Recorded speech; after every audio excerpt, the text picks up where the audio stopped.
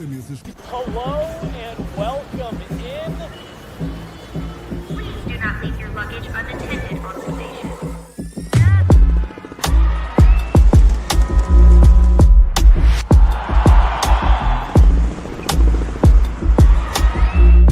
Welcome to the show. Yes.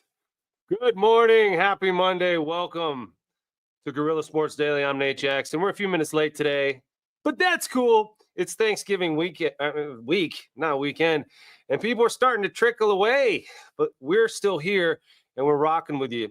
You know, when I played in the NFL, there were a lot of crazy rules. One of them was about punctuality and football coaches. They used to say stuff like, if you're early, you're on time. If you're on time, you're late. If you're late, don't even bother. If we had followed that advice, we wouldn't have bothered.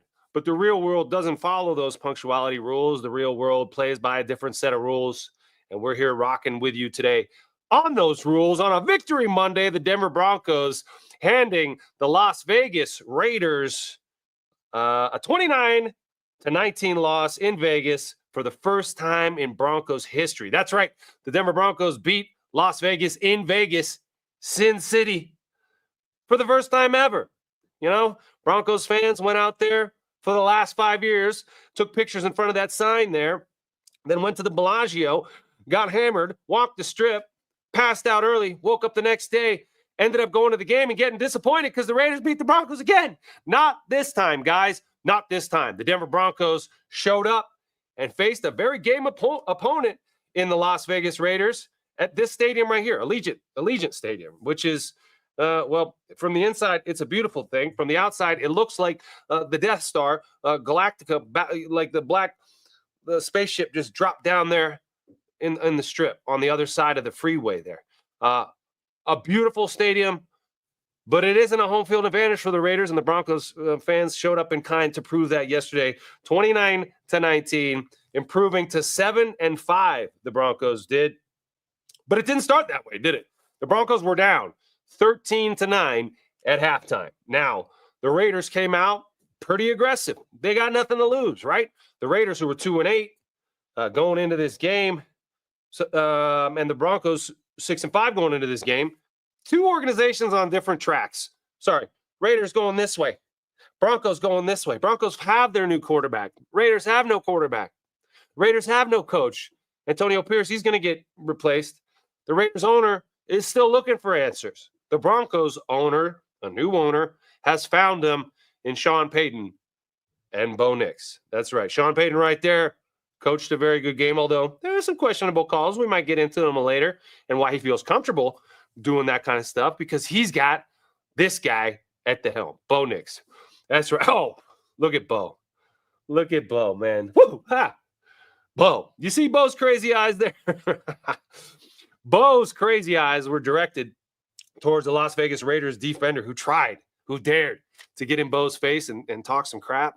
Well, this is our quarterback, guys. This is your quarterback for the next decade plus. You are in good hands with a guy like that who's ready for the fight.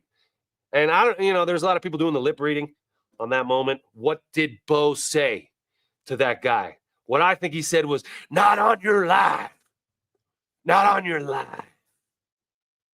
Or something like that. The point is, he ain't backing down to a big, scary, strong man-eater that plays defense in the NFL. Bo's ready for that smoke, and he proved it yesterday. The Broncos got off to a slow start, though, like I said. Down 13-9 at halftime. Sean Payton was asked going into halftime what was going on. And he said too many negative plays. The Broncos were 1 for 5 on third down in the first half. They had some tackles for losses. They had some negative plays, some penalties. Mike McGlinchey had a rough first half, but they stuck with it, didn't they?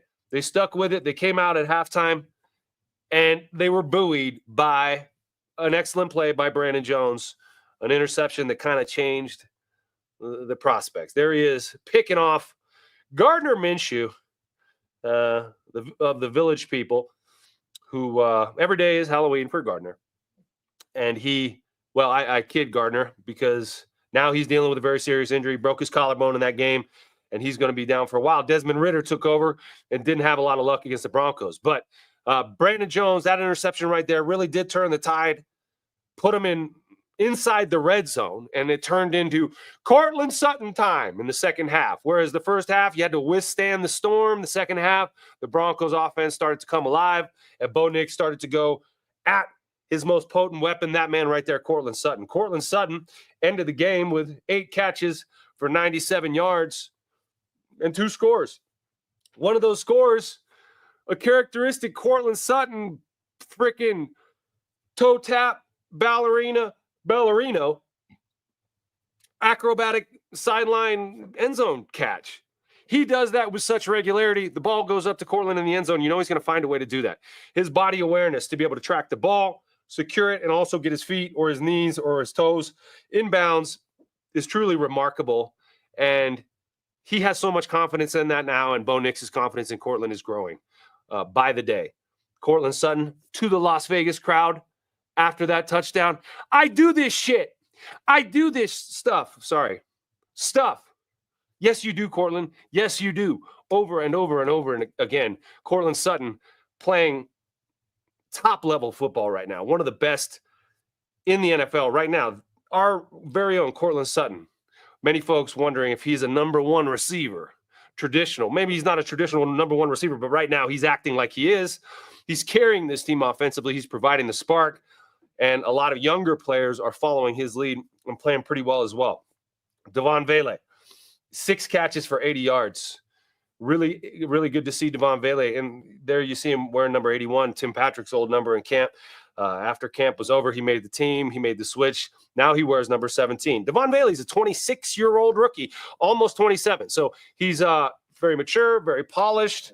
And whereas a rookie like Troy Franklin, who's like 21, 22 years old, Devon Vele there, much more mature with his body, much more experience. And, you wonder how high the ceiling is going to be for him if it's different from Troy Franklin. But right now, Devon Vele playing at a very high level. And Marvin Mims as well had 3 catches for 44 yards along with 37. Marvin Mims continues to find ways to get involved. Also had some nice returns there. And, characteristically spreading the ball around was Bo Nix, who ended up throwing for 273 yards, 25 of 42, 273 yards and 2 touchdowns. Really was the second half in which the Broncos stepped on the gas. They scored 20 points in the second half, ended with 29 points. They're averaging over 25 points for the last 8 straight games. The Denver Broncos are turning the tide on a near decade of misery offensively. Ever since Peyton Manning left the building, the Broncos offense has been miserable. They haven't been able to figure it out, no matter who was at the helm. Defensive head coach, offensive head coach, different quarterbacks, different offensive coordinators, different quarterback coach. Russell Wilson comes in, Nathaniel Hackett, the quarterback whisperer. None of it seemed to work. But now we can all breathe a sigh of relief because it is working with young Bo Nix. I would say right now, the best rookie quarterback in the class, playing like it, at least right now in late November. Caleb Williams had an okay outing, but lost another game. Close one, making some really bad decisions back there. Jaden Daniels, the leader in the clubhouse in September.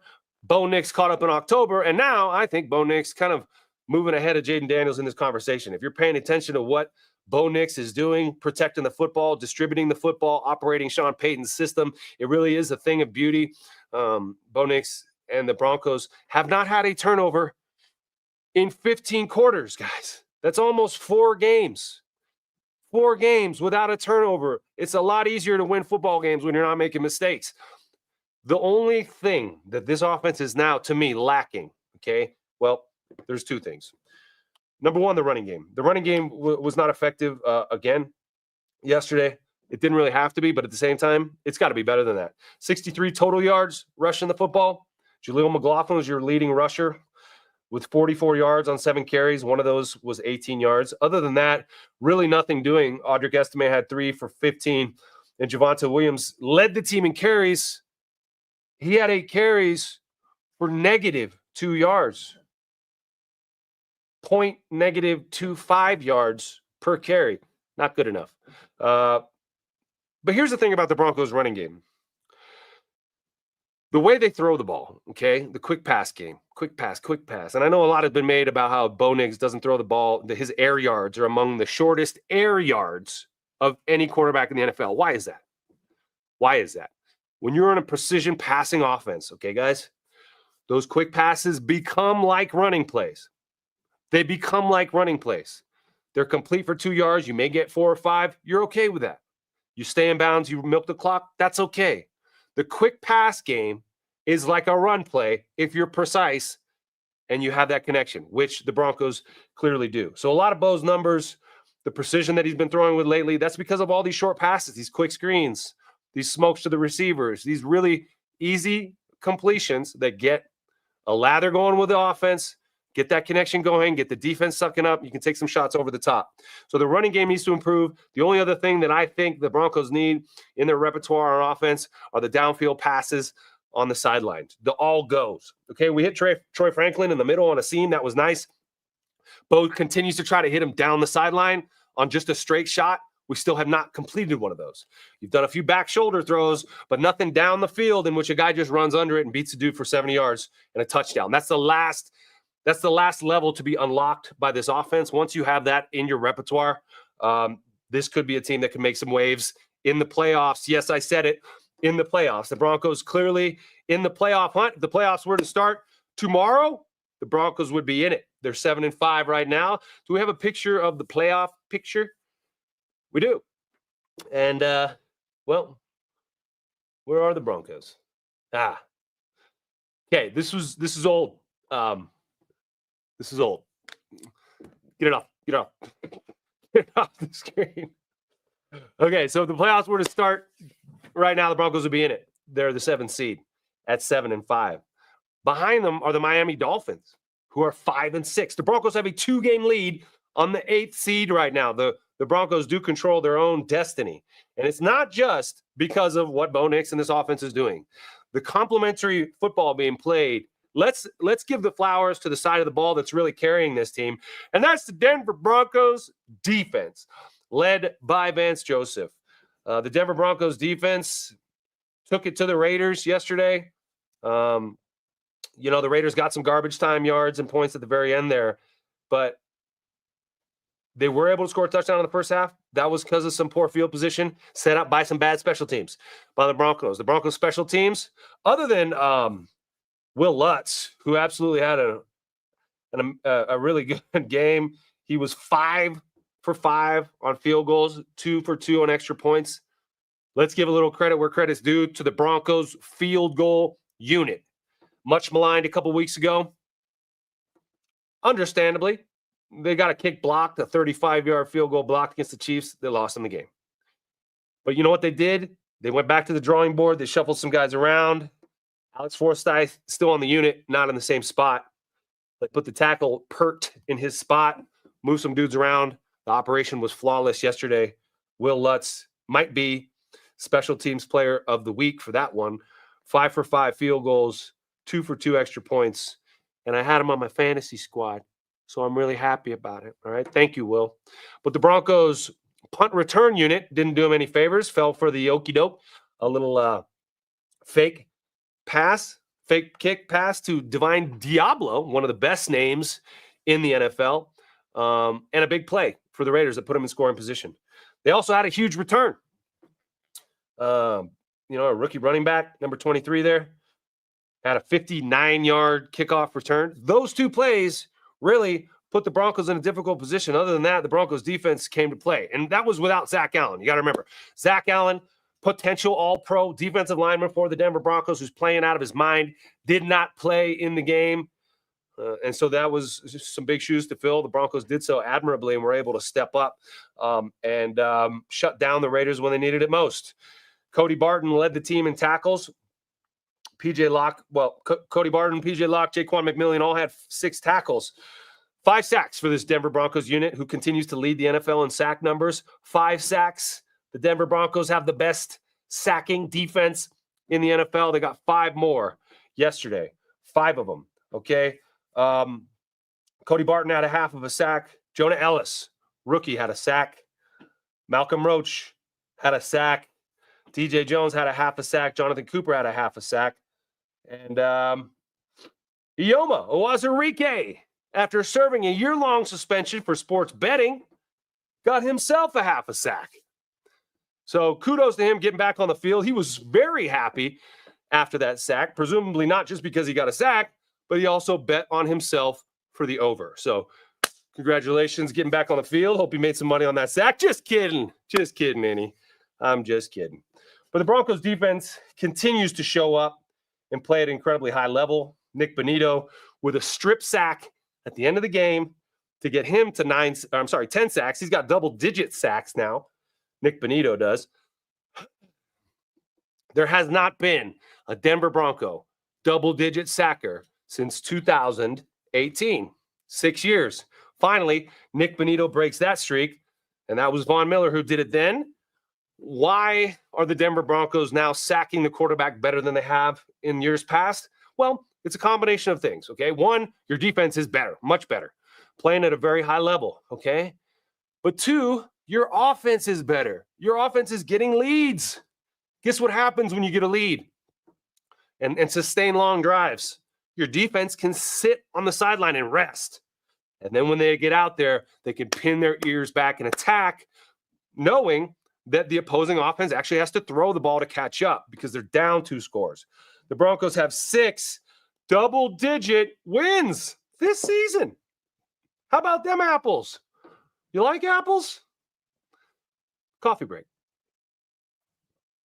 Denver Broncos control their own destiny. Las Vegas, the city they played in yesterday, at the beginning of the season, they had this Broncos team's over and under win total, 5.5 games. 5.5 games. The Broncos have already exceeded that by a game and a half with 5 games left. Okay? They've exceeded that expectations from outside. PFF, you guys have heard of PFF, Pro Football Focus, owned by Chris Collinsworth, or a part owner, started by a British dude in Manchester or something in his basement. He didn't understand American football, so he came up with a metric system so he can understand it better, okay? And then he started creating these algorithms and things to grade players and things like that.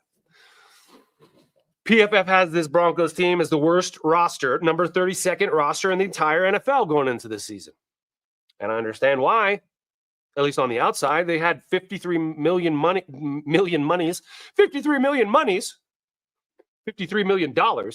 tied up in Russell Wilson, who's no longer playing here.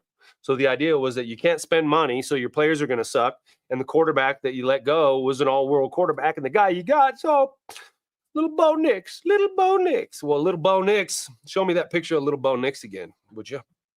That guy. Not so little anymore, is he? Bo Nix. We're in good hands with Bo Nix. The Denver Broncos coming back home after winning in Vegas for the first time ever, and the first time on the road versus the Raiders since 2015 when Peyton Manning was at the helm. Really good stuff.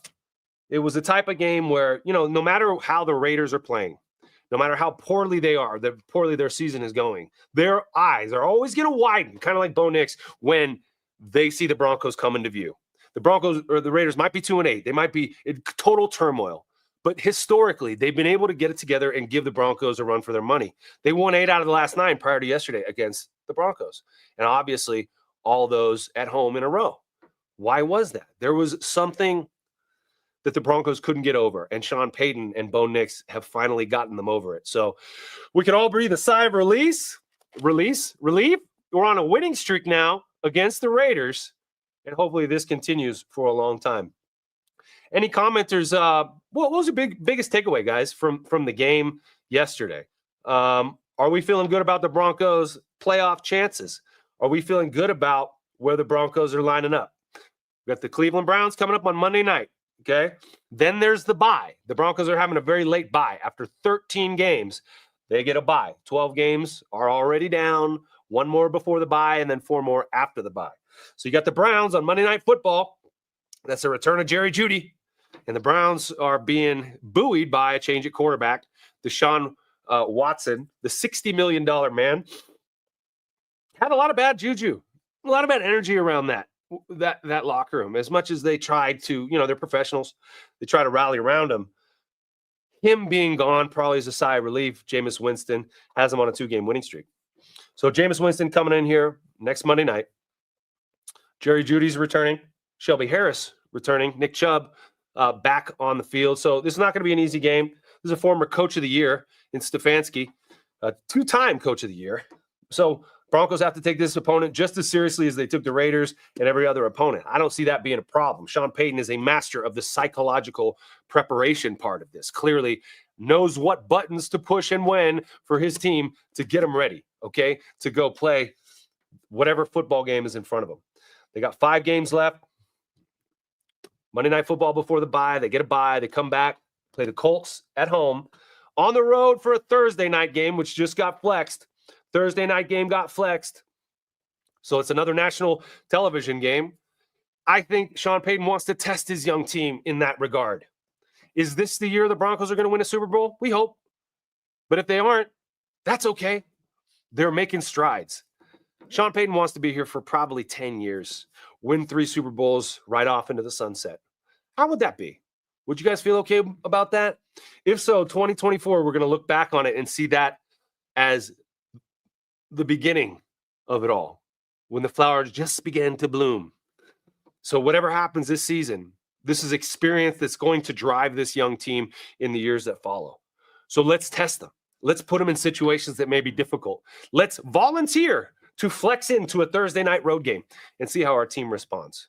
I like the cojones there. Okay, I like the cojones. Let's see what we're made of, guys. Sean Payton is dialing all the right buttons. You kids don't even know how to dial on a phone? You ever put 20 cents into a payphone and called mom and said you're going to be home late? No! You texted, didn't you? You texted. You'll never truly understand the joy of hearing those coins drop in the slot. Pick up that phone and dial it up. Sean Payton's dialing it up. This team is responding. 29-19 on the road in Vegas. A huge win for this Broncos team, coming home and getting a nice long week to prepare. Monday night coming up against the Cleveland Browns. All right, let's move on to the CU Buffs. Boy, the CU Buffs had a rough game this weekend at Geha Field, Arrowhead in Kansas City against Kansas, against KU. The Buffs fell 37-21 and slipped to 8-3. Look, nobody thought the Buffs would be where they are today. Last year, you got to remember they won their first 3 games of 2023 season, then lost 8 of 9, okay? 8 of 9, finishing 4-8. In the offseason, they lost their offensive coordinator. They lost their defensive coordinator. They lost a lot of players. They got 44 new players coming in the portal, okay? 44 new players, a new offensive coordinator, new defensive coordinator, and you lost 8 of the previous 9 games you've played. So expectations were understandably low for this team. Some people took that personally. The team itself, Coach Prime took it incredibly personally and was able to craft a message to his team that they responded to and played very good football all season long, defied expectations. And then after last week's win, they went to 8-2. Their Big 12 championship was in sight, and therefore the college playoff. Could the CU Buffs win the national championship? Well, they showed up in Kansas City, and got humbled in a certain way, 37-21. Devin Neal was really the story there, the KU running back. 37 carries for that young man, 207 yards and 3 touchdowns. 4 catches for 80 yards and 1 touchdown. He had 4 touchdowns. He had 287 scrimmage yards. And in a game in which you're playing against the best player in college football, Travis Hunter, you became the story, Devin Neal. That's an impressive game by him. Travis Hunter is still, out there doing his thing, making plays, but he can't do it all. 8 catches for 125 yards and 2 touchdowns for Travis. The betting world is saying he's going to win the Heisman, and he deserves it. But they absolutely got pushed around in that game, and Coach Prime talked about it after the game. He said that we were smelling ourselves a little bit. we were listening to all the nice things people were saying about us.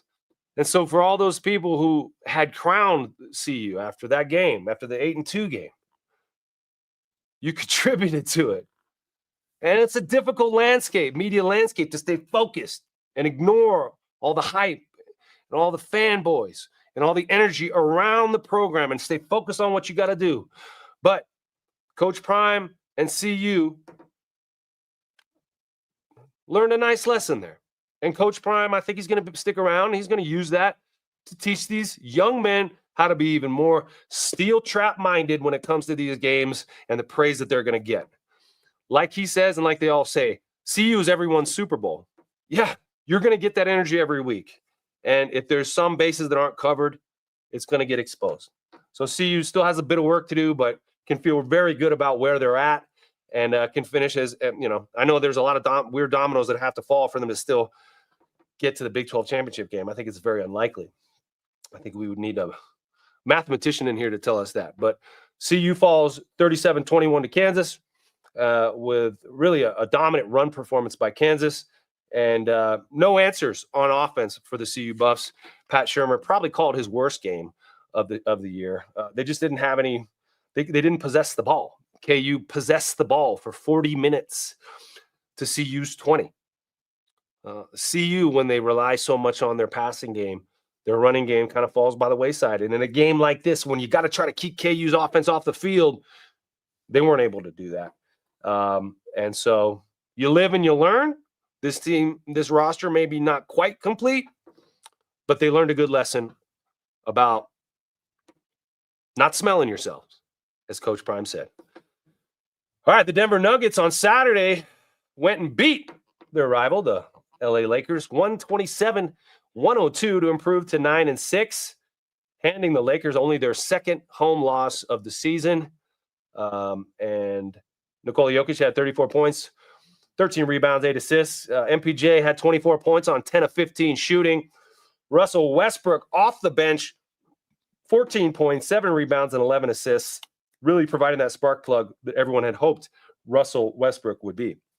And so the Nuggets once again proved that when the game, it's a big game, and they got to go win it, they know how to do that.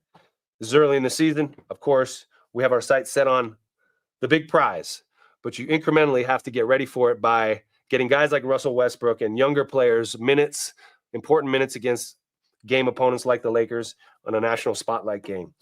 The Colorado Avalanche won 7-4 over the Stanley Cup champions, Florida Panthers, this weekend, improving to 12-9. Our boy Mikko Rantanen, 1 goal and 3 assists. Jonathan Drouin had 2 goals, and Cale Makar, 3 assists. Not a bad weekend for the Denver Broncos, the Colorado Avalanche, or the Denver Nuggets. It's the CU Buffs who had the disappointing game against Kansas. But all is not lost. There's always next week, guys. And, well, it is Thanksgiving week after all, so I hope you guys get to spend some time with your families. I hope you drink some wine. I hope you eat some turkey, maybe some pie. I'm a pie guy. I love pies of all sorts. I have a hard time saying no to pie. Around this time of year, I walk around different grocery stores, and I say, yeah, I'll try your pie. I'll eat your pie. And I'll probably have a big, big piece right before I go to bed. And in the morning, I'll be groggy and needing more coffee than usual. And that's okay. That's just what we do here in America. Happy Thanksgiving, y'all. Hope you guys have a great week. This has been Guerrilla Sports Daily. I'm Nate Jackson, Guerrilla Sports.